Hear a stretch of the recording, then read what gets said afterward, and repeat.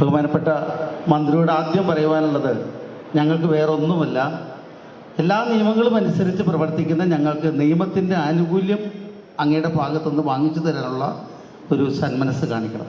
ഞങ്ങൾ എല്ലാ നിയമങ്ങളും അനുസരിക്കാൻ തയ്യാറാണ്. 2011 പാർലമെൻറ്റ് പാസ്സാക്കിയ FSSA നിയമം പരിപൂർണമായിട്ട് അംഗീകരിച്ചുകൊണ്ട് എല്ലാ FSSA ഉദ്യോഗസ്ഥരോടും പരിപൂർണമായിട്ട് സഹകരണം പുലർത്തിക്കൊണ്ട് FSSA പറയുന്ന നിയമങ്ങൾ പാലിച്ചുകൊണ്ട് കേരളത്തിലെ ഹോട്ടൽ മേഖല അല്ലെങ്കിൽ ഭക്ഷണ വിതരണ മേഖല മുന്നോട്ട് പോകുമ്പോൾ 2011 നമ്മുടെ സംസ്ഥാനത്ത് ഈ നിയമം കേരളത്തിൽ ആദ്യമായിട്ട് നിലവിൽ വരുന്നത്. ഒരു സംസ്ഥാനത്ത് ഈ നിയമം നിലവിൽ വരുമ്പോൾ ആ നിയമത്തിൽ പ്രത്യേകമായിട്ട് പറയുന്നുണ്ട്, മറ്റേതെങ്കിലും നിയമങ്ങൾ ഈ ഭക്ഷണ വിതരണവുമായിട്ട് ബന്ധപ്പെട്ടുകൊണ്ട് ആ സംസ്ഥാനത്ത് നിലനിൽക്കുന്നുണ്ടെങ്കിൽ അതെല്ലാം അസ്ഥിരപ്പെട്ടു പോകുമെന്ന്.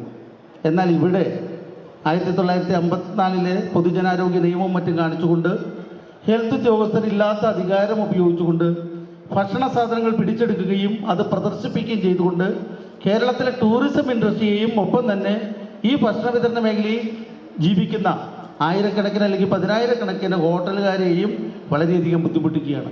ബഹുമാനപ്പെട്ട ആരോഗ്യ വകുപ്പ് മന്ത്രി ശ്രീമതി വീണ ജോർജ് കുറച്ച് നാളുകൾക്ക് മുമ്പ് ഒരു പ്രസ്താവന നടത്തുകയുണ്ടായി. അവർ മാഡം തന്നെ പറഞ്ഞു, ഹോട്ടലുകളിൽ കയറി ഭക്ഷണ സാധനങ്ങൾ പിടിച്ചെടുക്കുവാനുള്ള അധികാരം FSSA ഉദ്യോഗസ്ഥർക്ക് മാത്രമേ ഉള്ളൂ. ഹെൽത്ത് ഉദ്യോഗസ്ഥർ എന്തെങ്കിലും തരത്തിലുള്ള കൃത്യവിലോപം കണ്ടാൽ അത് FSSA ഉദ്യോഗസ്ഥരുടെ ശ്രദ്ധയിൽപ്പെടുത്തുകയും അതിന് നിയമപരമായ നടപടികൾ സ്വീകരിക്കുകയും വേണമെന്ന്. എന്നാൽ ഇത് കേരളത്തിൽ അങ്ങോളം ഇങ്ങോളം നടക്കുന്നത്, ഹെൽത്ത് ഉദ്യോഗസ്ഥർ ഏതെങ്കിലും ഒരു ഭക്ഷണശാലയിൽ പരിശോധനയ്ക്കായിട്ട് കയറുന്നു. ഇവിടെ നാം മനസ്സിലാക്കേണ്ടത് നിയമം മാറിയ ഒരു കാര്യമാണ്. ഇന്നലത്തെ ഭക്ഷണം ഇന്ന് കൊടുക്കരുതെന്നല്ല ഇന്നത്തെ നിയമം. ഭക്ഷ്യയോഗ്യമല്ലാത്ത ഭക്ഷ്യവസ്തുക്കൾ അത് 1 മണിക്കൂർ കഴിഞ്ഞാൽ പോലും ഭക്ഷ്യയോഗ്യമല്ലാത്ത ഒരു ഭക്ഷ്യവസ്തുവും ഒരു ഹോട്ടലിൽ നിന്നും വിതരണം ചെയ്യാൻ പാടില്ല. എന്നാൽ ഹെൽത്ത് ഉദ്യോഗസ്ഥരെ സംബന്ധിച്ചിടത്തോളം അവർ പരിശോധനയ്ക്കായിട്ട് കയറുകയും നിയമപരമായിട്ട് നമ്മുടെ ഫ്രിഡ്ജിലും ഫ്രീസറിലും സൂക്ഷിച്ചു വെച്ചിരിക്കുന്ന ഭക്ഷണ സാധനങ്ങൾ പിടിച്ചെടുത്തു കൊണ്ടുപോയി, പിടിച്ചെടുക്കുന്നത് പോട്ടെ എന്ന് നമുക്ക് പോട്ടെ എന്ന് വയ്ക്കാം. കാരണം ഏതെങ്കിലും തരത്തിൽ മനുഷ്യ ശരീരത്തിന് ഹാനികരമായ ഒരു ഭക്ഷ്യവസ്തുവും വിൽക്കുന്നതിനോട് സംഘടന യോജിക്കുന്നില്ല. എന്നാൽ ഇത് കൊണ്ടുപോയി ഹോട്ടലിൻ്റെ പേരെഴുതി പ്രദർശിപ്പിക്കുന്ന ഒത്തിരിയേറെ തദ്ദേശ സ്വയംഭരണ സ്ഥാപനങ്ങൾ നമ്മുടെ കേരളത്തിലുണ്ട്. പലപ്പോഴും വിദേശികളടക്കമുള്ള നമ്മുടെ തദ്ദേശീയരടക്കമുള്ള ടൂറിസം മേഖലയിലുള്ളവർ കേരളത്തിൽ വന്ന് ആഹാരം കഴിക്കാൻ വരെ മടിക്കുകയാണ്. ഇപ്പം നമുക്കറിയാം, ഗുരുവായൂരിൽ നിന്ന് ഏതാണ്ട് 10 വർഷം മുമ്പ് ഭക്ഷണ സാധനങ്ങൾ പിടിച്ചെടുത്ത ഒരു ഇപ്പോഴും സോഷ്യൽ മീഡിയയുടെ പ്രചരിക്കുകയാണ്. ഗുരുവായൂർ വരുന്ന തീർത്ഥാടകർ എങ്ങനെ ഭക്ഷണം കഴിക്കുക? അപ്പോൾ നിയമത്തിൻ്റെ ആനുകൂല്യം നമുക്ക് കിട്ടണം. ഭക്ഷണ സാധനങ്ങൾ നിയമപരമായിട്ട് ഏതെങ്കിലും ഒരു ഭക്ഷണശാലയിൽ നിന്ന് പിടിച്ചെടുത്തു കഴിഞ്ഞാൽ മഹസർ തയ്യാറാക്കി നിയമപരമായിട്ട് ഹോട്ടലുടമയെ ശിക്ഷിക്കുന്നതിനോട് സംഘടന എതിരല്ല.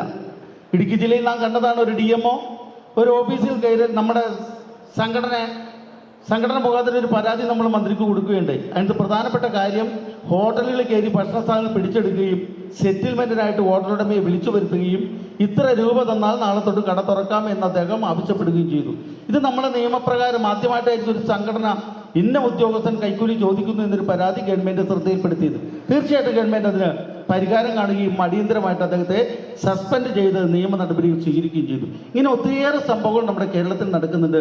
ഇതിനൊരു പരിഹാരം കാണാൻ അങ്ങയുടെ ഭാഗത്തു നിന്ന് അടുത്ത നിയമസഭയിൽ ബന്ധപ്പെട്ട തദ്ദേശ സ്വയംഭരണ വകുപ്പ് മന്ത്രിയും അതുപോലെ തന്നെ ബഹുമാനപ്പെട്ട ആരോഗ്യ വകുപ്പ് മന്ത്രിയുമായിട്ട് സംസാരിച്ച് കേരളത്തിലെ ഹോട്ടൽ മേഖല നേരിടുന്ന ഈ പ്രതിസന്ധിക്ക് ഒരു പരിഹാരം കാണണം എന്ന് എനിക്ക് അങ്ങയോട് വിനയമായിട്ട് പറയുവാനുള്ളത്. അതുപോലെ തന്നെയാണ് ഇന്ന് നമുക്ക് കിട്ടുന്ന ഭക്ഷ്യസാധനങ്ങളുടെ അന്യായമായിട്ടുള്ള വിലവർദ്ധനവ്.